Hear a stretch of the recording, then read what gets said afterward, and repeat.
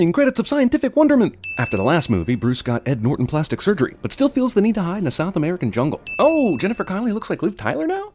Sam Elliott unconvincingly changes into William Hurt? The plastic surgery epidemic in Hollywood has officially gone off the rails. Movie presses delete on the last Hulk by rehashing new origin story in the opening credits. We made a mistake hiring an arty director like Ang Lee last time. Now let's get the guy who did Transporter 1 and 2. Usually we tell you that a newspaper article doesn't match the headline. But here, I'd like to point out that some local resident claims he saw a green Sasquatch. And investigators seem to think he's telling the truth. Is Ed Norton living in the same house he did in Fight Club? Okay. Science guy Bruce Banner decides not to check anywhere else, figuring, that was probably all of it. Real smooth, Bruce. Also, he stopped the production line, but still somehow missed this obvious bottle with blood on it. Is this movie actually going to kickstart its plot by saying someone drinks the tiniest bit of Bruce's blood and gets gamma poisoning? Martina. The power of boners will make you decide a hot girl is worth potentially blowing your Hulk secret for. Não me deixa conforme. You know what, that's pretty funny. And it might make sense if we were in America and a foreigner got hungry and angry confused. But in Portuguese, hungry and angry are like way different words, man. Chemistry, things, boredom. I just sent my blood to some stranger I don't know face. Also, how did this relationship ever form? Is there some kind of dark web on the internet for renegade gamma scientists? Do you post a Craigslist ad asking for help with your gamma radiation project and just hope the one other dude alive that can help you seize it? Stan Lee! Oh wait, that pulls me out of the movie! Also, if this is Stan Lee in the rebooted Hulk movie, which erases the last Hulk movie, then who was that Stan Lee in the previous Hulk movie? How can both Stan Lees coexist? This fort is named after my penis, but without my permission. And I don't need to read any potential responses back from you, so f*** off, guy who's trying to help me. Also, Bruce hits 5 keys on the keyboard, and nothing is on screen. And then he hits 5 more keys for a total of 10 key presses to type home. These military guys must have taught the Fast and Furious guys when it comes to covering all the exits in a Brazilian slum. Well, you know what? Maybe don't do sexy, undressy stuff in front of an open window, huh? Also, she just happens to be the same hot girl Bruce nearly hulked out over earlier. Do not lose him! Unnecessary orders. It was inevitable this would end up on rooftops, wasn't it? I mean, damn. How many times do we need to see this? I'm trying to escape product placement. Oh, come on. It's like Bruce's escape route is tailored to make him run into every minor character from the factory. How is his heart beating 187 times a minute and he still hasn't turned into the Hulk yet? His body is made up of such supposedly volatile stuff that Stan Lee couldn't even enjoy his Brazilian soda without getting gamma radiation from a tiny drop of blood. Jesus, this escape takes him to the factory. Movie is nostalgic about its first 15 minutes. No, computer! Oh! No, give me that! Give me that. I honestly don't care if the special effects are bad. Please stop cutting away from Hulk every chance you get. This happened in the last Hulk, and all we saw was confused reaction shots, and it's annoying as hell. Look, Jaws got lucky. It's not like every movie needs to follow the Jaws model when it comes to showing the monster. Asshole Soldier went to the Prometheus school of running away from things and never once takes any of his side street options. The super trained Russian badass is an awful shot. Movie misspells the number 0. ¿Dónde estoy? In Guatemala. This asshole went on a rage journey 3,000 plus miles from Brazil to Guatemala? Jesus. Movie acknowledges the old TV show Incredible Hulk theme song, but in the show it was David Banner and not Bruce, and the last movie had David and Bruce. So with those things and the second Stan Lee, my whole world is being blown up right now. Reboot says, you know, the flashbacks in the first movie weren't so bad. So let's keep doing those. This is actually the script of this movie back here on the screen wall. Banner's work was very early phase. He thought he was working on radiation resistance. I would never have told him what the project really was. Excuse me? Why do you have a scientist work on the Captain America serum and tell him he's working on radiation resistance? How do you hope to get what you want if the scientist is testing for something else? Plus, why do you get good scientists to do this when you can easily pay for evil guys? Is this even relevant anymore? Bruce risks a lot just to catch a glimpse of his lady. He's literally got to be like 50 yards from some kind of military secret service, right? Jesus, the power of boners. He's a head shrink. That's racist. Hey, there's Lou Ferrigno playing a security guard again. This guy used to be the Hulk, but in 2 Hulk movies with different origin stories, he's Paul Blart. Man, that's 2 people he's bribed with pizza. Movie suggests pizza is a better bribe than money. Movie reinforces a stereotype that you can easily guess computer passwords of people you used to f*** a long time ago. Norton Antivirus becomes, in this movie, the very kind of adware their core product promises to stop. Antivirony! Also, Ed Norton is using Norton Antivirus. The anti-irony is strong with this one. Betty Ross and her new boyfriend just happened to show up after hours to the pizza place where Bruce is. I got nothing but marinara Oh, now. I gotta have a Mr. Pink, please. Would you settle for a Mr. Orange?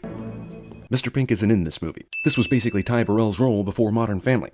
He'd always be the nice guy who took the main character's girl and had no chance to keep her because everything he did and said screamed rebound. Hey look, it started raining just at the time the movie started getting emotional. Somehow in this big-ass city, she found the one man walking in the pouring rain who was also Bruce Banner. Phew. Also, isn't she surely being followed by paranoid Patriot Act Dad's henchmen? I want you to come with me now. Too much pressure. It's our data. I got in there before they carted it all away. How? You were in the hospital after the incident. Did they wait until your recovery to start taking stuff out of the lab? I don't understand why we can't just go in there together and talk to him. You don't? What? Military guys continue to be awful at their job. Give everything away before the operation starts. You know, how many times does this guy have to get shot before you just say, F it, and stop wasting the ammo? Yeah, that should work. To be fair, it was useless with bullets too. Hulk chases after Blonsky instead of just running away, which he obviously can do in a blink after running that 3,000-mile craziness at the beginning of the movie. Where's the gunship? Does it matter? No, some serious shit just went down. Time to start raining. You did the right thing calling her. How did this guy know that Bruce was with Betty? Sure, he may have suspected earlier that she was looking for Bruce, even though that's pretty far-fetched too. But how does that translate into, I know for a fact she found him later when driving through the rain, he spent the night, and they're definitely going to the university the next day? If you knew all that, they could have snatched up Bruce while he was sleeping at Betty's house. No need to take you to the hospital. We'll see what nature can do for your smoke inhalation and unconsciousness. Also, whoever owns rain machines made a killing on this movie. Man, I never realized before making these Sins videos how much the Hulk resembles King Kong in terms of story beats. Well, they didn't really get the CGI any better this time out, did they? Shiny Hulk is shiny. No matter where Hulk decides to relieve stress, he always finds the place with the peaceful waterfall. Hulk throws a boulder at God. Hulk freaks out over a thunderstorm, because that's never happened before when he's been Hulk, apparently. This is basically the same Hulk bullshit we dealt with in the first movie, only less shots of trees and fungus. It's almost like Universal blamed all the Ang Lee shit for the failure of the last movie, and none of the other stuff we didn't like. Is this supposed to be a surprise? I mean, nobody said this guy was dead, and we kind of figured the serum would give him extra powers. So what's with the horror movie villain cliche? Bruce, I'll get a room. You just stay here by the Coke machines, okay? I just had to get my data back. You ate it? This guy swallowed a flash drive, and his stomach acids didn't destroy the thing, or make it inoperable? Wah, wah. Sophomores Jack McGee and Jim Wilson witnessed some of the battle. Jack McGee is a sophomore in college in this story? What is this, Incredible Hulk babies? McGee, who happens to be a reporter for the campus paper, captured this on his cell phone. The footage the news happens to show is nothing. Sure, he captured exactly what the news shows, but are they saying he turned his camera off and didn't get actual footage of the Hulk? Wait. Come on, are we saying now that sex causes the guy to Hulk out? You're making me horny. You wouldn't like me when I'm horny. Also, it took all sorts of nonsense to get Bruce to 200 beats per minute earlier in the movie. Now we're going to include sex as things that get your heart rate to Hulk-changing levels? I can't get too excited. Tell me in all those months in Brazil you didn't masturbate once? Have a nocturnal emission? My God, man, that might be the problem. Sir, it's Blonsky. I won't tell you what it's about. Just get over to the emergency room and be stunned by the dramatic reveal. Good to see you back on your feet, soldier. He's sitting down. How are we gonna get where we need to go on $40 and no credit cards? That's the exact same question that launched CinemaSins, actually. The aliases Mr. Green and Mr. Blue have been added to the SHIELD operations database. Bruce decides to title his message something very easy for any spying security agency to find. Okay, so he swallowed this fucking flash drive and stomach acid did nothing and the thing still works. Fine. But this is 2008, and he's in bum-fuck Smoky Mountains countryside at a rundown gas station, and he found a computer with working internet access and a fucking USB port on the keyboard? Why are you documenting your fugitive run from the law like it's a damn honeymoon? I'm assuming this is a secret place anyway, so why the privacy curtain? For drama, maybe? Me in a metal tube deep underground with hundreds of people in the most aggressive city in the world. Right. Let's get a cab. F you. Like you're going to encounter 1975 New York down in the subway. But damn, are we saying you have no control over this beast anymore? You took all those breathing classes and everything. Also, of course, movie unearths the long-forgotten crazy cab driver drives crazy and is crazy cliché. Welcome back, old friend. We haven't missed you. Why hasn't the military swarmed this office already? They know who Mr. Blue is, and they know Bruce is coming to meet him. So what's the freaking holdup? Oh, come on. Graduate students. Hitting the machine makes it work cliché. The dialysis machine will mix the antidote with your blood. Things I should have told you before strapping you to this table. But let's just do this by the seat of our pants, shall we? It's hard to know because none of our test subjects ever survived. How is this a surprise? You mean Dr. Stearns has been experimenting with Bruce's blood without ever mentioning any of the experiments he conducted?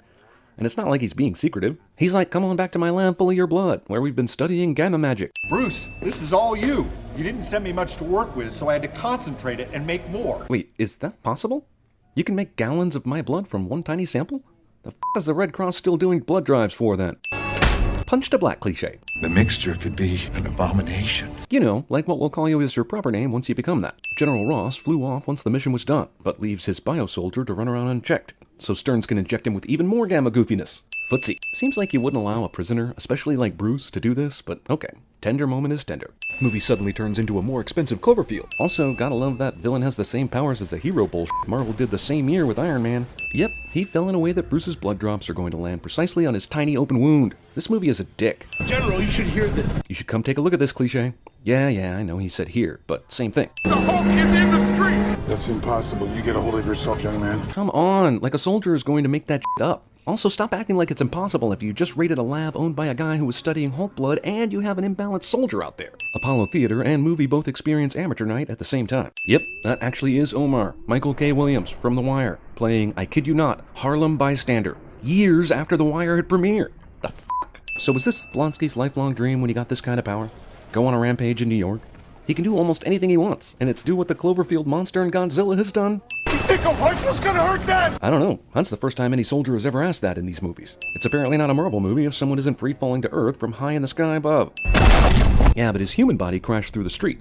How did he Hulk out after he definitely died from that fall? How does he even remember why he's here? Why isn't he fleeing or looking for hot chicks or something? Well, someone saw Matrix Revolutions. Use that thing, soldier. Give him some help. Which one?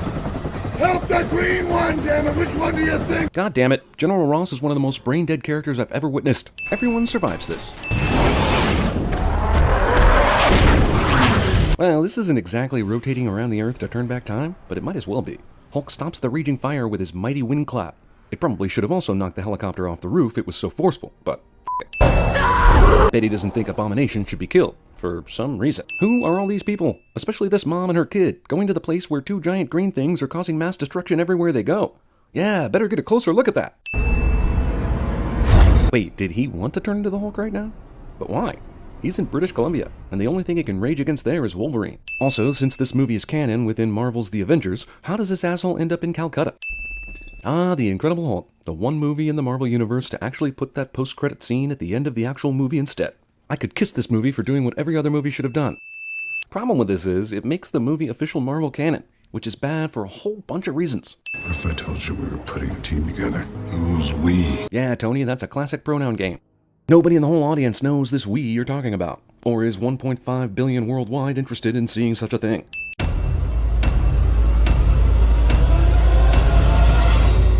You're dead to me, boy.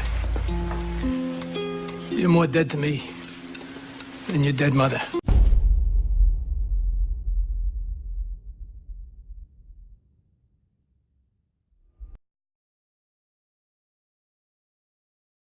This is Brazil.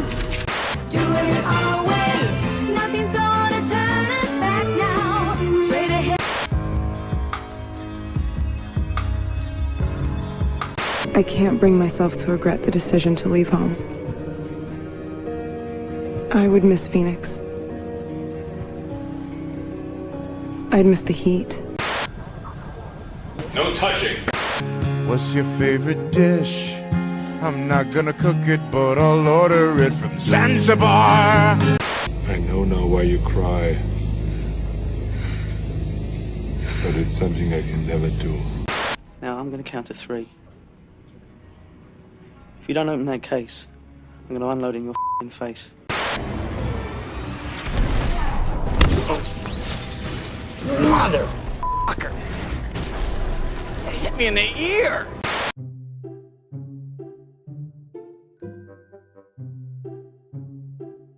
Here's a question the comics probably answer, but I'm too lazy to research. If Bruce doesn't shave, does he sometimes have a Hulk beard? And if so, wouldn't all the individual hairs grow in width and size, but also in distance apart from one another, making it an odd pufferfish of a beard? Or would a bunch of new pores and hairs appear to help cover the now much larger Hulk face? Regardless, I know the folks at Harry's have shaving products that could handle the hulkiest of beards. I've tried it myself, and you can too at harrys.com using the special code for our fans, CinemaSins. You'll get $5 off your first purchase. It's actually, I'm not even mad. That's amazing. The convenience and affordability of Harry's is obvious. Duh. But it's an added bonus that the razors are of such fine quality. This is Valyrian steel. So whether you make facial hair choices for reasons of style, masculinity, or plain old laziness like me, Harry's has all kinds of great razors and other shave products they will be happy to ship to your door for a crazy good price. It's amazing! It's amazing! It's amazing! It's amazing! Learn more or sign up today and get $5 off your first order at harrys.com using the code CinemaSins. What are you waiting for, huh?